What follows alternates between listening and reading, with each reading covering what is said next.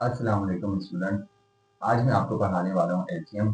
पिछली वीडियो में हमने जीसीएफ पढ़ा था और उसके मैंने आपको 3 मेथड्स बताए थे जिससे आप जीसीएफ निकाल सकते थे। आज मैं आपको एलसीएम के 4 मेथड बताऊंगा जिससे आप एलसीएम निकाल सकते हैं। आपको जो एलसीएम का तरीका आसान लगे आप उसको फॉलो कर सकते हैं। तो चलें स्टार्ट करते हैं। हमारे पास स्टूडेंट, मैं आपको ये 4 पार्ट करवाऊंगा अलग अलग मेथड से, ठीक है। ये हमारे पास 4 मेथड है। एक हमारे पास होता है लिस्टिंग मल्टीपल्स मेथड, जिसमें हम मल्टीपल्स लिखते हैं। Factor tree method, factor tree बनाकर लिखते हैं। प्राइम फैक्टराइजेशन मेथड और फोर्थ है लॉन्ग डिवीजन मेथड। ये 4 मेथड से मैं आपको क्वेश्चन करवाऊंगा। आपको जो जो मेथड आसान लगे आप फॉलो कर सकते हैं। सबसे पहले स्टूडेंट एलसीएम हम समझ लेते हैं कि एलसीएम का मतलब क्या है। तो स्टूडेंट, एल का मतलब हमारे पास होता है लोएस्ट, सी का मतलब होता है कॉमन, एम का मतलब होता है मल्टीपल, यानी कि सबसे छोटा और एक जैसा मल्टीपल। अब मल्टीपल क्या है उसको हम समझ लेते हैं। मल्टीपल हम कहते हैं, सिंपली आप ये कह सकते हैं उस नंबर का टेबल।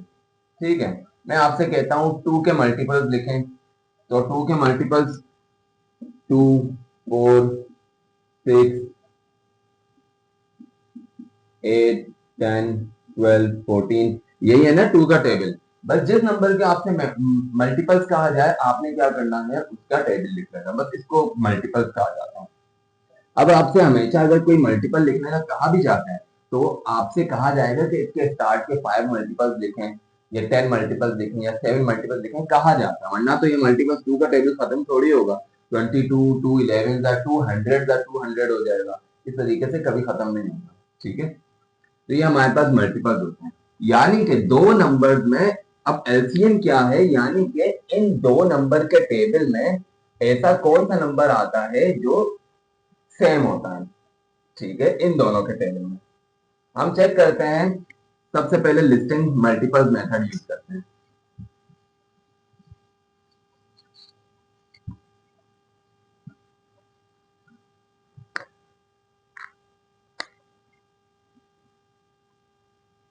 तो हमारे पास पार्ट 1 है, 4 एंड 5 है।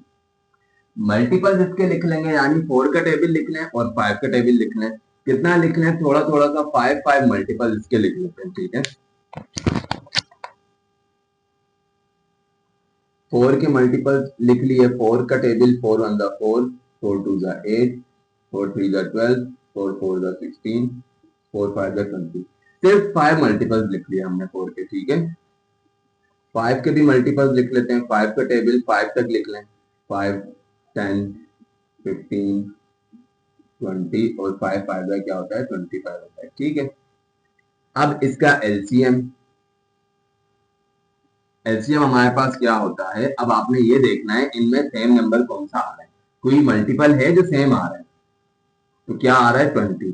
लोएस्ट कॉमन का मतलब ये है, अब ये जो 20 है ये वापस जाके एक जैसा कब आएगा 40 पर। ठीक है, यानी 4 10 का 40 हो जाएगा और 5 8 का 40 हो जाएगा, तो ये 40 पर जाके एक जैसा होगा। तो स्टूडेंट्स, लोएस्ट का मतलब ये सबसे छोटा नंबर। तो सबसे छोटा नंबर भी हो और कॉमन भी हो। सबसे छोटा और कॉमन कौन सा है, 20 है। इससे पहले कोई भी कॉमन नहीं था, तो ये हमारे पास, हम इसको सर्कल कर लेते हैं। तो हमारे पास एलसीएम क्या है स्टूडेंट्स, 20 आ गया। ये हमारे पास इसका आंसर है। ठीक है, बहुत आसान है स्टूडेंट, आपको समझ आ गया होगा। एक और नंबर, एक और क्वेश्चन इसी मेथड से करवा देता हूँ। पार्ट 2 है हमारे पास।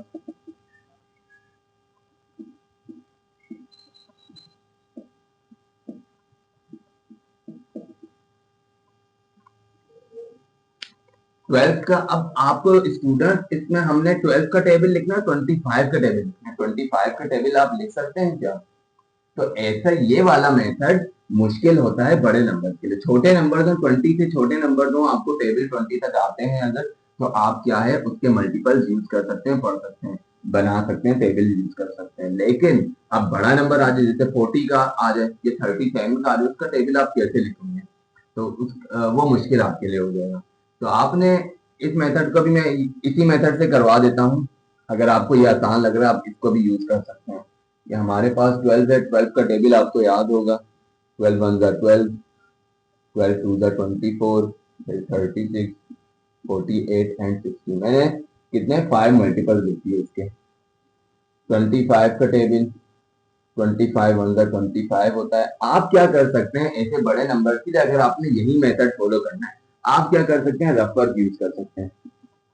रफ वर्क में आप क्या करेंगे, 25 को 2 से करके चेक करेंगे तो 2 5 10, 0 यहाँ 1 यहाँ 2 2 2 4 प्लस 1 5 हो गया, तो 50 आ गया। ठीक है, यानी 25 2 का क्या होता है, दूसरा मल्टीपल इसका क्या आ गया, 50 आ गया। इसी तरीके से 25 को 3 से मल्टीप्लाई करेंगे 75 आ जाएगा। फिर करेंगे 4 से करेंगे तो 100 आ जाएगा। ठीक है, और फिर 5 से करेंगे तो 125। अभी यहाँ कुछ सेम आया हमारे पास, कुछ भी सेम नहीं आया। अब सेम नहीं आया तो 12 के और मल्टीपल्स थोड़े बढ़ा देते हैं। तो 12 6 72 होता है, 7 84 होता है, 8 हमारे पास 96 होता है, और 9 108 होता है। अब ये आगे जा रहे हैं, इसके बहुत इस मेथड में स्टूडेंट बहुत ज्यादा मल्टीपल्स आपको लिखने पड़ते हैं। ठीक है, तो 108 तक आ गया, इसके बाकी मल्टीपल्स में ऊपर लिख देता हूँ, वहां जगह नहीं है।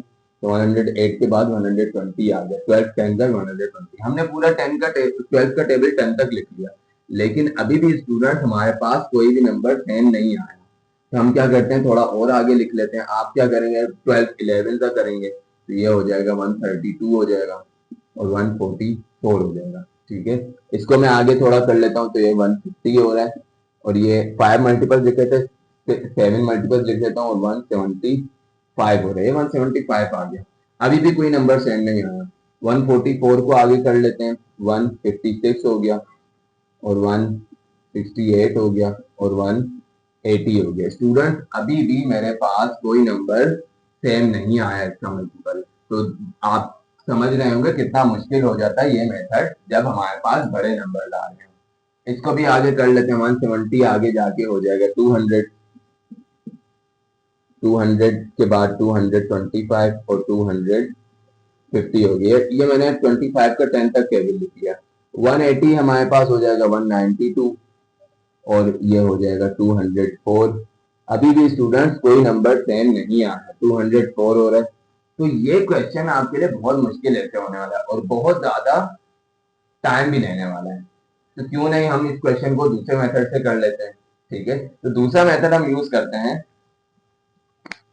फैक्टर ट्री मेथड, जो कि मैंने लास्ट टाइम एचसीएफ निकालने के लिए भी करवाया था। उसी मेथड से हम इसको सोल्व कर लेते हैं।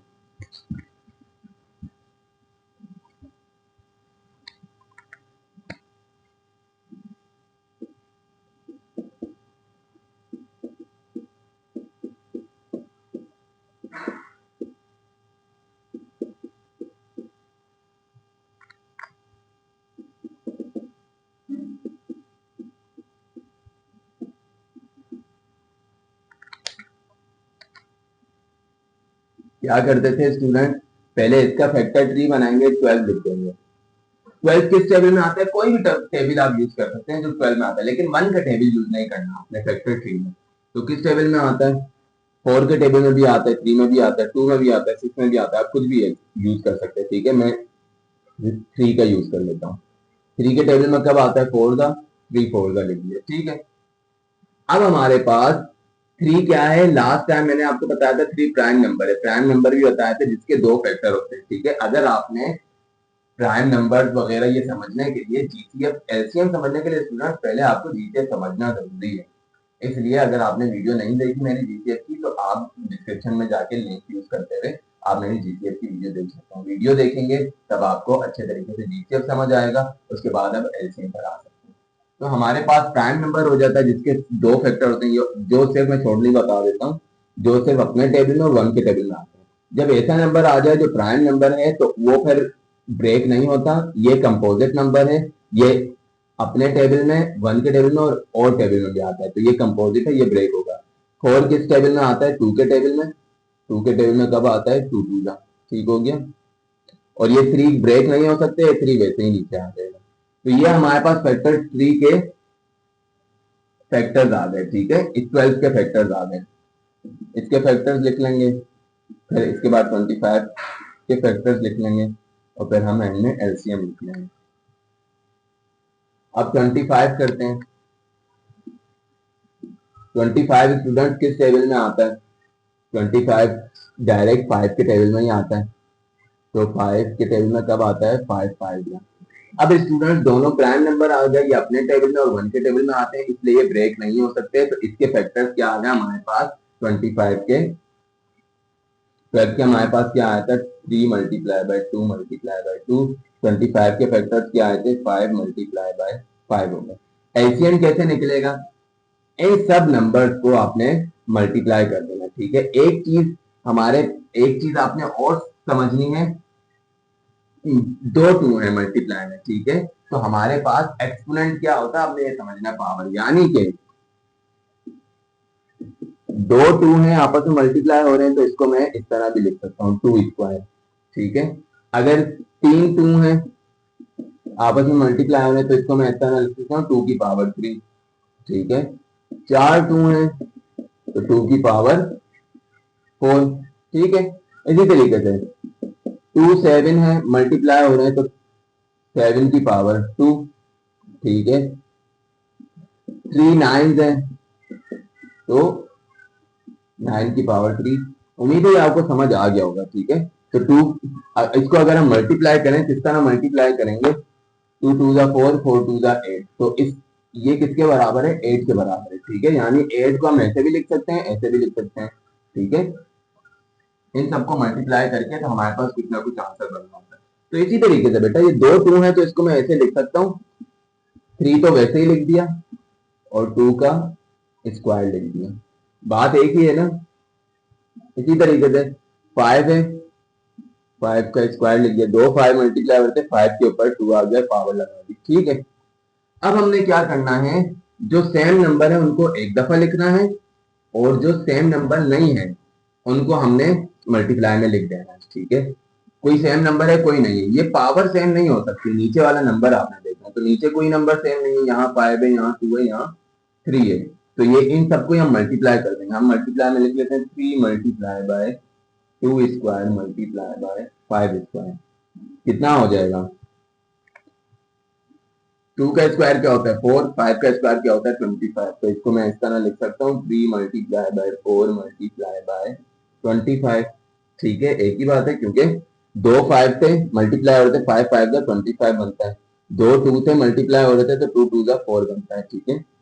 तो अब इनको सबको मल्टीप्लाई करेंगे, हमारे पास आंसर आ जाएगा। 3 4 का क्या होता है? 12, तो हम लिख लेते हैं 3 4 का 12 आ गया, मल्टीप्लाई बाय 12 और 25,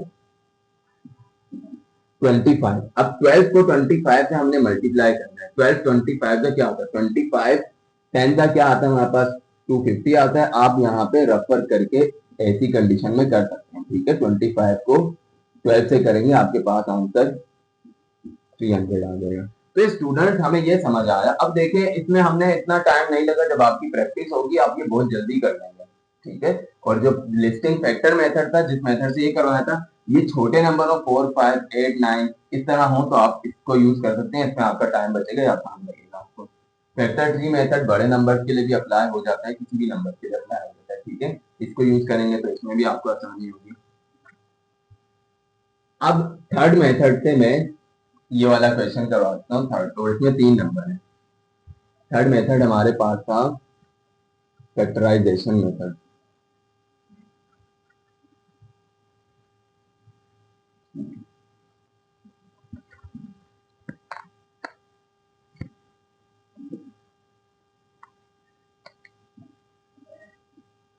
प्राइम फैक्टराइजेशन मेथड।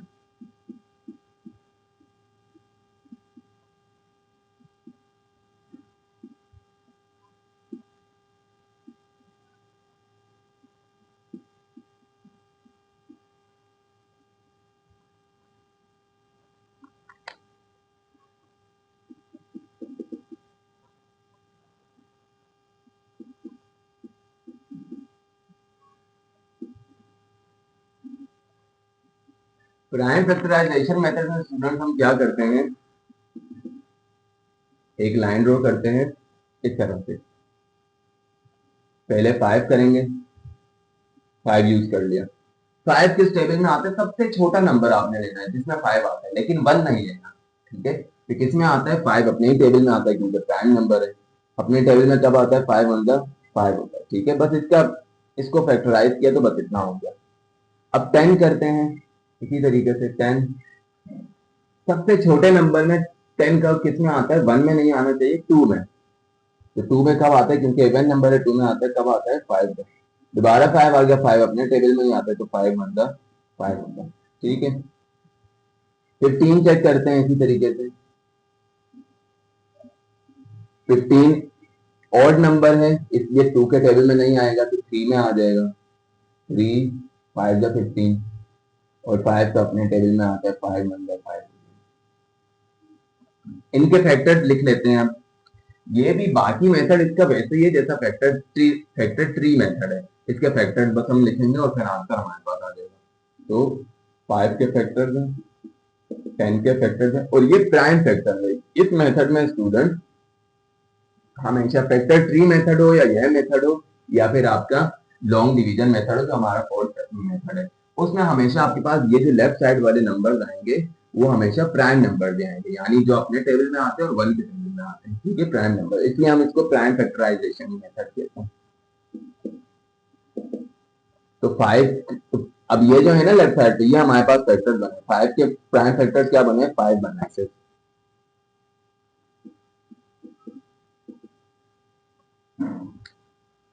इसका एक ही फैक्टर बना, 5 बन गया। इसके दो फैक्टर क्या बने, 2 मल्टीप्लाई बाय 5, इसको मल्टीप्लाई में लिखना है हमने। इसके फैक्टर्स क्या बने, 3 मल्टीप्लाई बाय 5। स्टूडेंट अब आपने ये करना है, अब यहाँ पर कोई नंबर 2 दफा तो मल्टीप्लाई हो नहीं रहा, जैसे पिछले वाले मेथड में हमारे पास 2 5 आ रहे थे तो हमने उसको पावर बना के लिख दिया था, 5 का स्क्वायर लिख दिया था। यहाँ सब एक एक नंबर है, तो हमने क्या करना है, जो कॉमन नंबर है एक जैसा उसको हमने एक दफा लिख लेना है, ठीक है।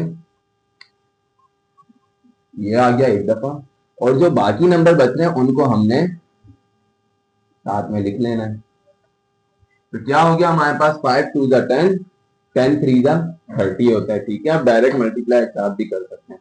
तो हमारे पास क्या आंसर आया, 30। इसका एलसीएम स्टूडेंट हमारे पास 30 आ गया, ठीक है। तो ये मेथड भी आप बड़े से बड़े नंबर के लिए भी आप ये यूज कर सकते हैं, ये भी आपके लिए बहुत आसान मेथड है। चलते हैं फोर्थ मेथड पे जिसमें हम इन सब नंबर्स को एक साथ करेंगे, और इसमें सबसे बड़ा क्वेश्चन भी हमारे पास आ रहा है, 84 भी है इसमें। तो प्राइम लॉन्ग डिवीजन मेथड से करते हैं। स्टूडेंट्स लॉन्ग डिवीजन मेथड में भी हमने इस तरीके से लाइन ड्रॉ करनी होती है, और क्या करना होता है, इन सब नंबर को एक साथ ही लिखते हैं, बस एक साथ ही लिख के सोल्व करना है। सबसे पहले आपने सबसे छोटा टेबल यूज करना है, 2 का टेबल यूज करना है।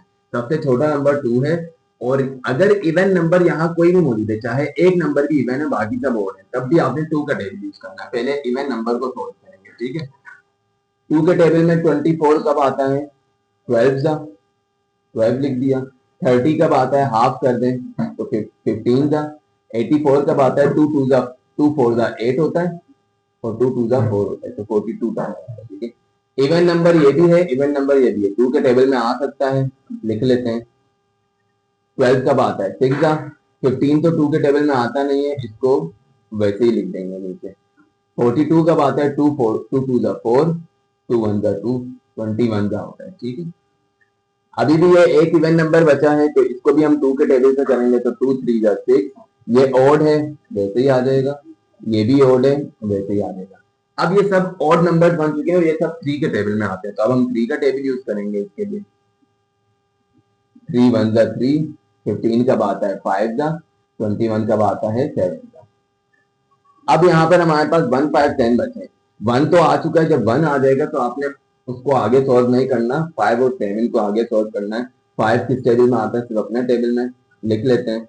1 वैसे ही आ गया, 5 1 5 हो गया, और 7 वैसे ही आ गया, ठीक है, क्योंकि 7 5 में नहीं आता।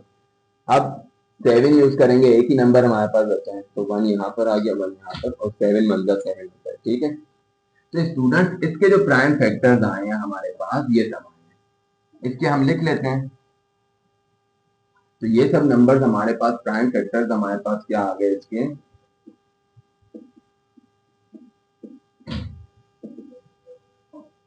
इन सबको मल्टीप्लाई में लिखना है। ठीक है, 2 multiply by 2 multiply by 2 multiply by 3 multiply by 5 और मल्टीप्लाई बाय 7। इन सब नंबर्स के स्टूडेंट मल्टीप्लाई कर दें, आपका आंसर आ जाएगा। तो ये हमारे पास एलसीएम इसका क्या बनेगा, 2 2 4 4 2 8, यहां तक तो 8 होगा, और 8 3 24 होता है। जितना आपको आसान लगे उस तरीके से आप मल्टीप्लाई कर सकते हैं। 2 2 4 हुआ, 4 2 8, 8 3 24 हो गया। ठीक है, बाकी 5 7 का क्या होता है 35, बीच में मल्टीप्लाई लगा देते हैं, 35 35 और 24 को आपस में मल्टीप्लाई कर लें, आपका एलसीएम आ जाएगा। कर लेते हैं,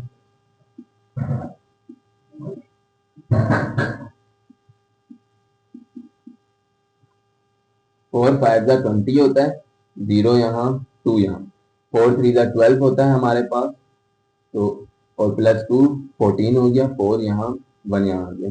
ठीक है, क्रॉस लग गया, 2 5 10, 0 यहाँ 1 कैरी, 2 3 6 प्लस 1 7, 0 4 और ये 1 प्लस 7 8 हो गया। तो क्या आंसर आया स्टूडेंट हमारे पास 840, यानी कि इसका एलसीएम का जो आंसर है हमारे पास क्या है 840 है। तो स्टूडेंट हमारे पास ये चारों मेथड हमारे पास कंप्लीट होता है। अगर आपको इसमें से कोई भी मेथड आसान लगा हो और आप चाहते हो या आपको सही से समझ ना आया हो, तो आप उसको मुझे कमेंट में बता सकते हैं, ताकि उसके मैं और एग्जाम्पल भी आपको करवा दूंगा। कुछ क्वेश्चन ऐसे हैं जो बहुत मुश्किल हैं, और उसके लिए आपको उस मेथड में थोड़ी कंफ्यूजन हो सकती है जो आपको आसान लगे। तो अगर आपको और क्वेश्चन आप चाहते हैं कि मैं इसके करवाऊं, तो आप वो मेथड मुझे बता सकते हैं। एक चीज आपने स्टूडेंट याद रखनी है कि टेबल्स अच्छे तरीके से याद करना है। टेबल्स याद करेंगे उसके बाद ही आगे वीडियो कर सकते हैं। वीडियो अगर आपको अच्छी लगी तो वीडियो को लाइक कीजिएगा, शेयर कीजिएगा और चैनल को सब्सक्राइब कीजिएगा। अल्लाह हाफिज।